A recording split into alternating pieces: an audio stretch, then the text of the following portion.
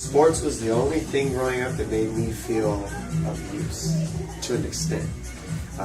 It made me belong is what it was. It's not that it made me feel of use, it made me belong. Sports was everything to me. I just loved to compete. For whatever reason, competing was what drove me from a young age. If it was video games, me and my brother would fight over it. If it was a wrestling match over the beanbag, I would win the beanbag. It did not matter. But yeah, definitely very competitive. Definitely always into sports. Very, very, very, very active growing up. Always climbing trees, rappelling off stuff, camping, running around, riding bikes, jumping rollerblades, all that stupid kid stuff. What got me into training actually was kind of an accident. I mean, my little brother was getting into a lot of trouble and he liked to fight. So I asked him if he wanted to join a boxing gym. He said, yeah. So I was searching for one and I found the MMA gym in Hesperia. So I was like, well, that's close enough. It's fighting. So I went to sign him up and he didn't want to stay without me. He was like 12 at the time. And he was like, well, if I'm going to stay here, just sign up with me. And I was like, all right, let's sign up with you, just keep you out of trouble. So I signed up and there was only a pro class at the time. So we both signed up into a pro class and then it just went from there. Proud of having my two kids, but those two best days of my life were the day my kids were born healthy. God has blessed me with two healthy kids because that's just a huge deal. And just accomplishments, fighting.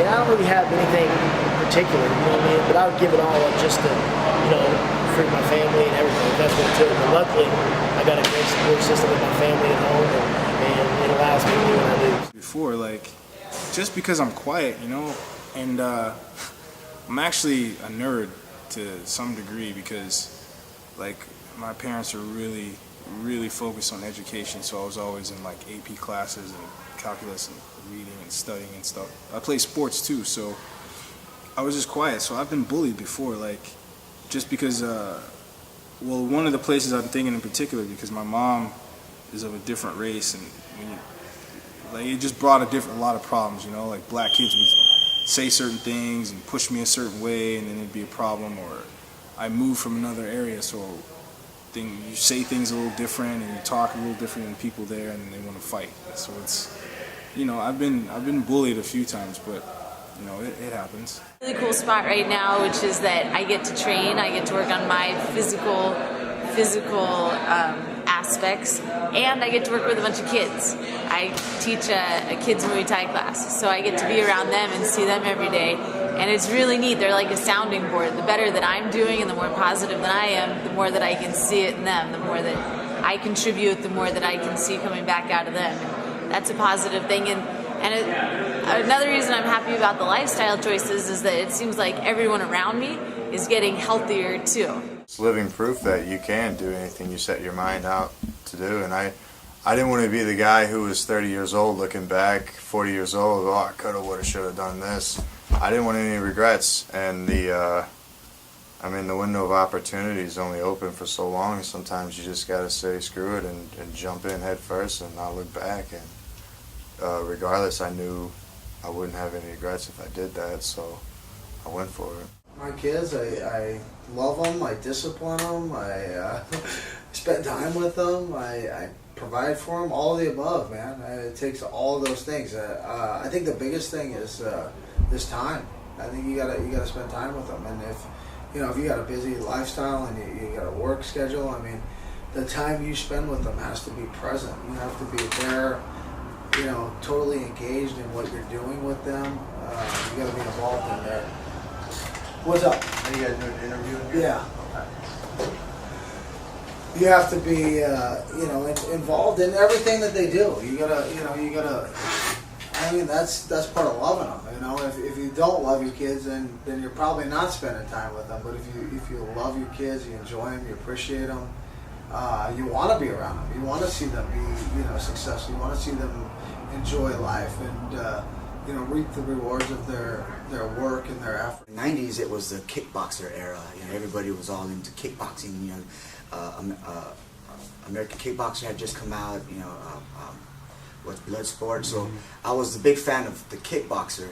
And then when UFC came in, 1993, they had all the disciplines competing against each other, and I was rooting for the kickboxer. I thought Patrick Smith was going to win it all because he was, the awesome kickboxer. And lo and behold, this tiny little Brazilian guy, Royce Gracie, just comes out of nowhere and just starts wrestling guys. And at the time, we didn't know what it was. I was like, what's this? You know, I didn't know what wrestling or jiu-jitsu was, so I was kind of upset that this guy would want to take the guy down to the ground and try to finish the fight on the ground. But again, I was ignorant. I didn't know what it was until after UFC 4, Royce defeating Kimo. I was like, okay, you know, I think I got to learn this stuff. So yeah, it was UFC was pretty much the open of the door for me. I think that we fool ourselves into thinking that because we're not in a physical fight, that we are not fighters or that we're not engaged in some kind of combat. Some of us do it psychologically, some of us do it physically, some of us do it in other ways, maybe spiritually. You know, but the fight is always there. We're always engaging in it in one way or another. Getting out of bed, brushing your teeth, going to work when you don't want to, that is a fight. That is a fight. You're not aware of it, you know what I mean? But it's a fight that you're slowly winning. I think if it's one that you become more aware of every single day, and you're eager to engage in that fight, you're gonna win that fight. You're gonna get more done. But you just have to be cognizant of what's going on around you. You know, be aware that this is a battle. You know, this is one fight that I've already won today. And when's the next one? And you start lining up these battles, and before you know it, you've won a massive war, and that's Compare it to, you know, I say, you know, what sport did you play in high school, or what sport did you do, or whatever, and it's usually, you know, like football's a big answer, you know, and I ask, how do you pad up and hit somebody, you know, what about basketball?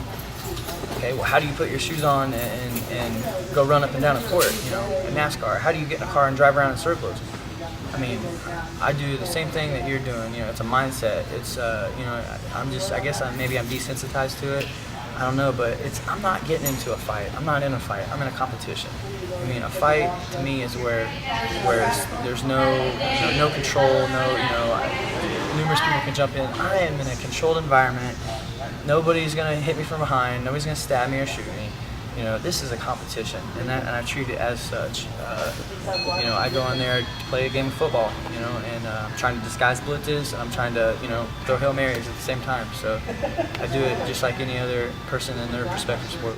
My manager gets a kick out of telling some of my guests sometimes that I'm a fighter, you know, and when I go up to them, all of a sudden, you know, they start asking me, and they're like, "Oh my God, I don't believe you," or "I would have never thought you're a fighter." And I'm just like, "Yep, yes, I fight." You know, I don't know what a fighter's supposed to look like. I think that people have this idea that, you know, if you're a woman, especially, you know, you've got to be this huge, manly-looking person that doesn't have a feminine bone in your body, you know, and it's not the case, obviously. You know, there are plenty of feminine, beautiful women out there who you would have never guessed, you know, unless you see them training and you see them competing, you would never guess. But obviously it has nothing to do with outward appearance, you know, and it really has to do with your heart and your mind and, you know, what you think you're capable of. So I think anybody can do it. You know, like, yeah, I hate losing. You know, always, like, you know, I was, when I was in, so I played baseball when I was little. And one of the things I was in like second grade, and I think I've always kind of like thought a little bit like ahead of like my age. Like I remember being in like second and third grade, and there was one team in like Little League, and they practiced like a couple times a week, and then my team practiced like maybe one time a week. And the team that practiced a lot, they always won every single year. They won, they smashed everyone. They would go like undefeated like 5 or 6 years in a row. And you know, I'm like, oh, you know, those guys are winning because they're practicing so much.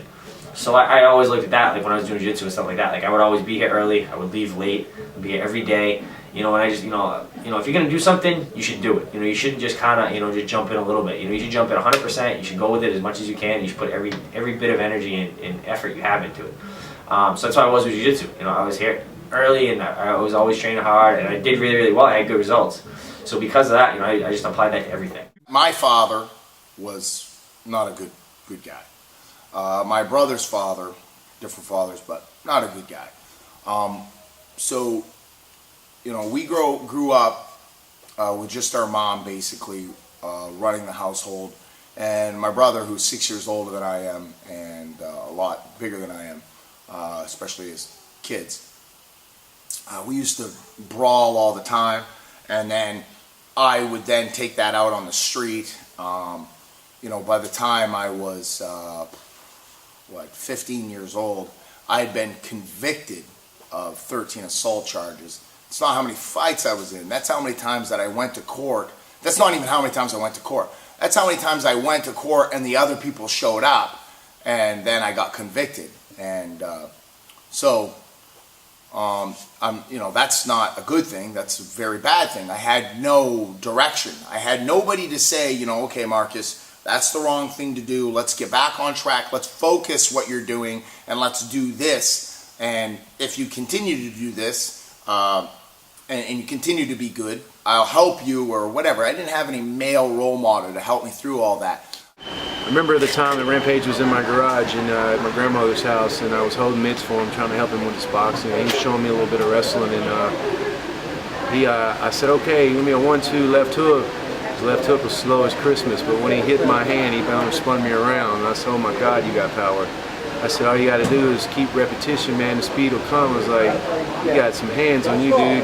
And it just kind of took off from there. This guy's wanted to go out to California because of, they were like, there's nothing else around here. We have to venture in our careers. We need to go out to the West Coast and see what we can do. They wanted to get into UFC, and at the time I was kind of leery because I was, just fresh out of school, just fresh over this injury, just now getting into fighting, and I was thinking, that's like moving to Mars and starting all over again. I didn't tell my family until I was like 4 fights into it. Wow. I was kind of hiding from them, and I finally told them. My father was like, he was said, as long as I was happy, it's all that matters. But my mom kind of freaked a little bit. Because she's kind of a hippie, so she's like peace and loving type of person. But now she's used to it. Now she's used to the idea. She kind of supports me. She knows it is what I want. I think like anything else, you can't just generalize an entire group of people and stick one mold on them. Those are the guys that stick out in your mind because they're the ones that fit your expectations. But I've met such a wide variety of different kinds of people from different backgrounds. And, that's part of the fun of this sport, I think, is seeing all the different characters that come through. I mean, we're all just a little weird, just weird enough to want to go in and get hit in the face for money, but everybody comes at it from a different perspective and just has a different demeanor about it. Well, it's helped shape me in a lot of ways. For one thing, like I mentioned earlier with my heart condition things, it's made me appreciate my health in so many ways. It's built intestinal fortitude. I bounce back from things pretty quickly. And just don't let things hold me back.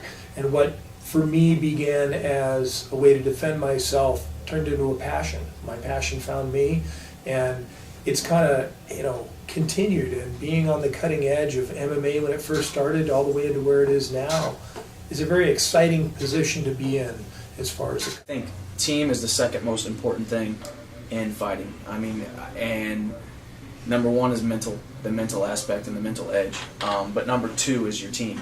I mean, I come from that wrestling background. I come from, iron sharpens iron. If I don't have teammates who have the same level of goals as I do, who have the same has the same mentality, wants to work as hard as I do or work harder than me, who wants to beat me up, who doesn't want to take it easy on me, but then when the round's over, we shake hands, we help each other up, we build each other up. You got to have that. If not, you're not going to have that mental edge because you're only as good as your training partners are going to let you be, and that goes along with your coaches as well.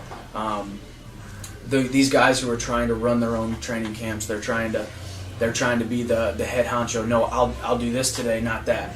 And the coach, if you don't have a coach running your training camp, looking at a whole 8-week calendar and saying, well, we're going to peak him here. He's going to feel crappy this week. We're going to peak him here. Nutrition, sleep, diet, everything.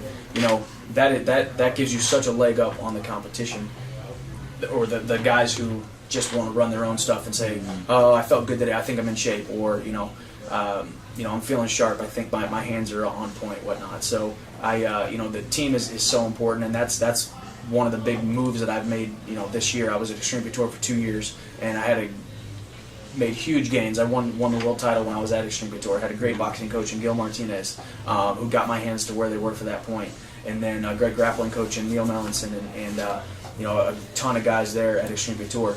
But I just felt in my heart that it was time to make a move. And the move to Alliance has been great, and it's an awesome team atmosphere, awesome coaches, and everybody here has that mentality of I'm going to show up, shut up, and do what coach tells me to.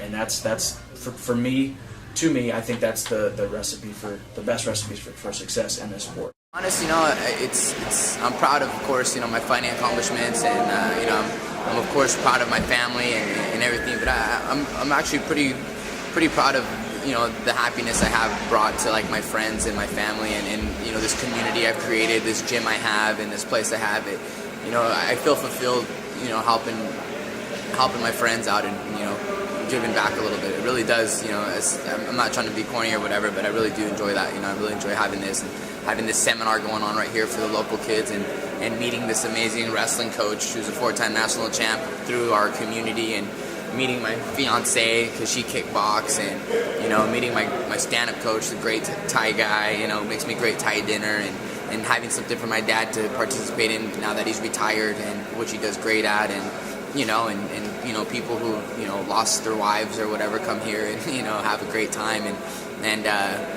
focus on something different. So it's fun, and we're having. Every man has to have his own definition of being a father, but I think most of it's just being there for your child as much as you can, and supporting the child as much as you can. And ultimately, our only true responsibility for that child is to make sure that we teach it how to survive. That's our basic animal instinct in life, is to be able to hand down that to a child and not take care of him, but teach him to be able to take care of himself. So, I'm hoping I can teach him some good things, and hopefully I can teach him things that I didn't learn until I was later in my life. Teach him, teach him about work ethic, and teach him how sometimes hard work is a reward in itself sometimes. I've read a lot of books, and I heard, that these fighters, they work so hard, and then the world title fight comes here, and they win the world title, and they're like, this is what I've worked for my entire life, and this is this right here. I heard a lot of people get depressed from it. I heard a lot of people get upset, like they're just like, they don't know what to do. You know what I'm saying? And I really, it's just one of those things like, people are like, how was the show? How was The Ultimate Fighter? It's like, I can sit there and try to tell you, but until you actually go through something like that, the pressure I was feeling on those Friday nights, the pressure in sparring, like pressure everywhere, TV cameras, when you never seen a TV camera in your life, and they're in your face like that. It's just one of those things. Like once I'm there and I've won that world title, then I can kind of feel like how if I'll still be wanting more.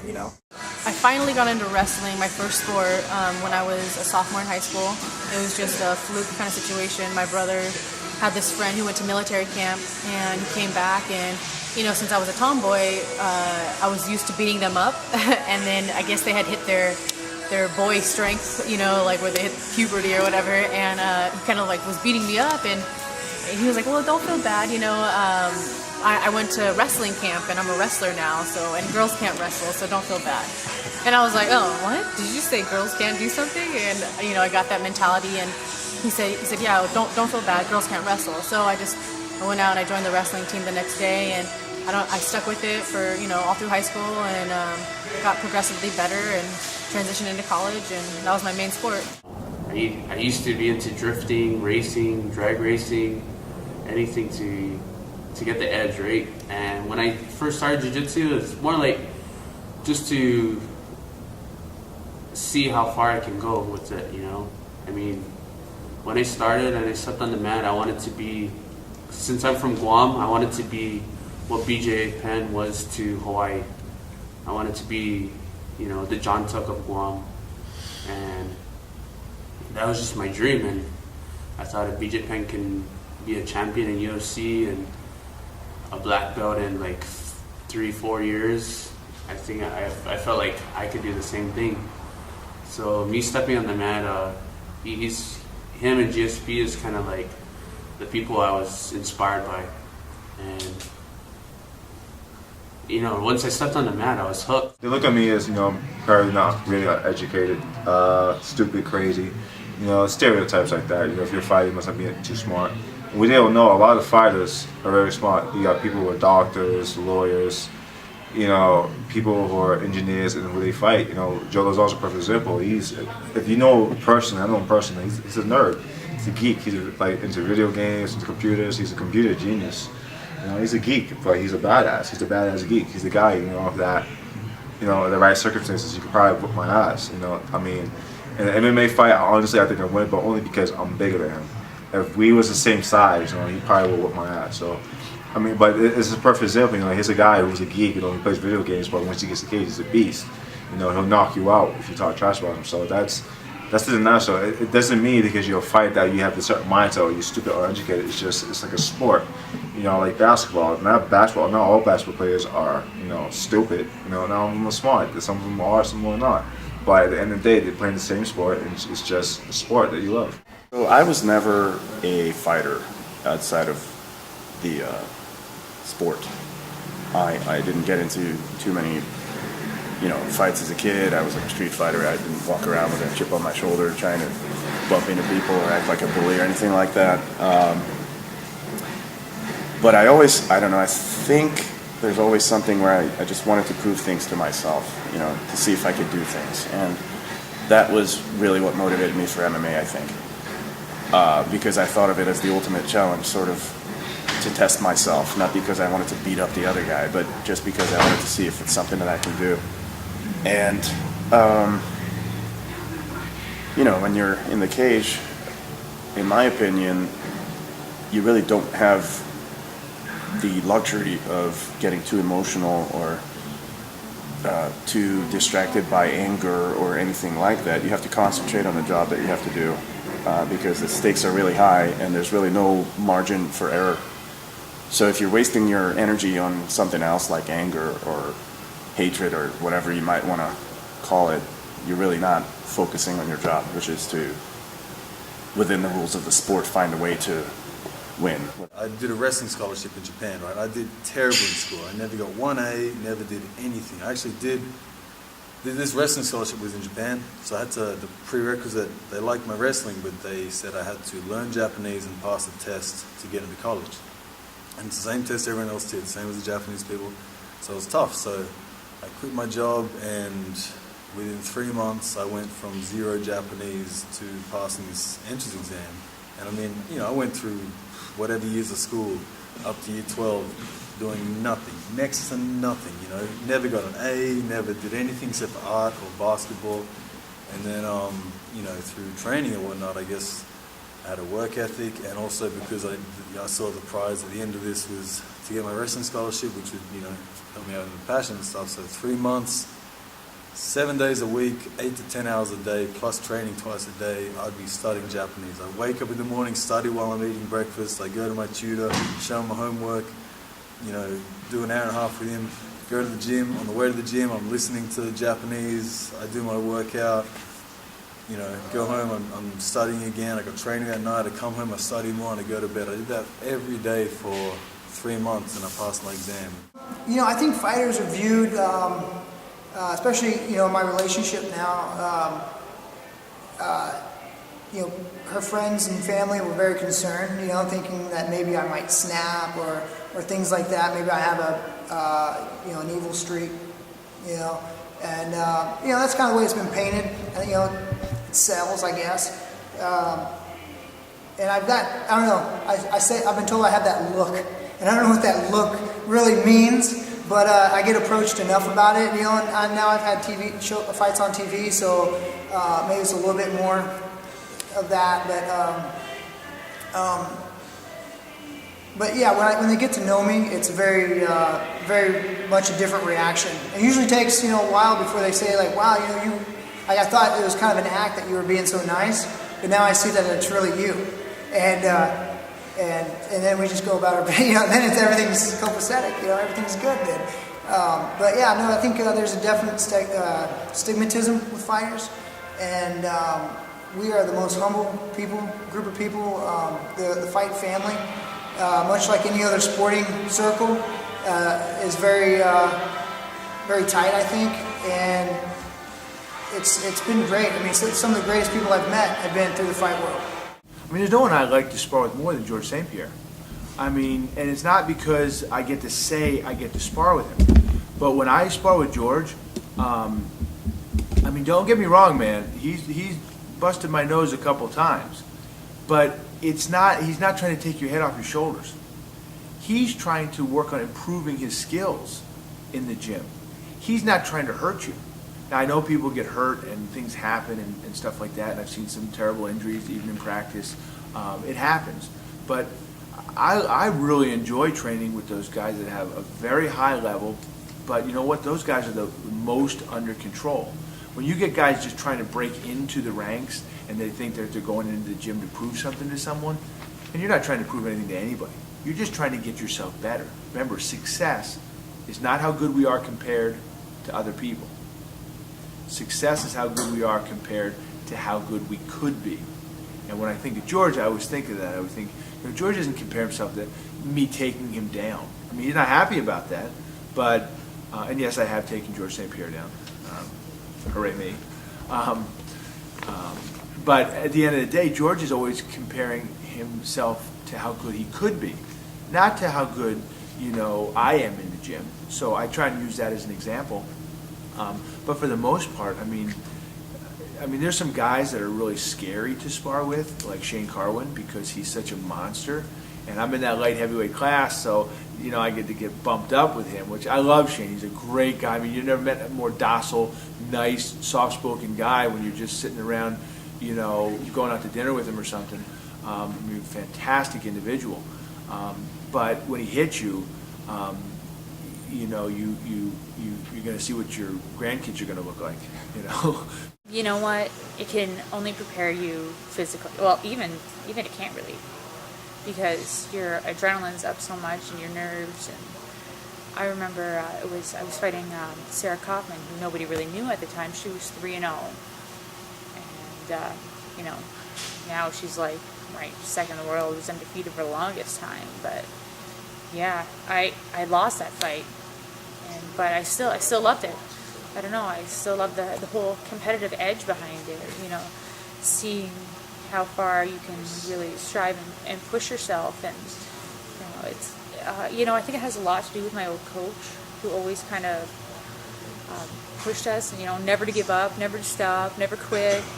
You know, he had a lot of focus on the whole mental game, even, you know, to this day, we kind of had a falling out since then, but, you know, I still think back on how much he's even just to push me to be positive, you know, because you kind of beat yourself up so much when you train. You're tired, you got injuries, and some days you just want to stay in bed and to just kind of, you know, push that stuff aside and stay a positive person, because it's going to affect, you know, your training and the people around you. No one wants to really, you know, be around you when you're, you know, can I say bitch?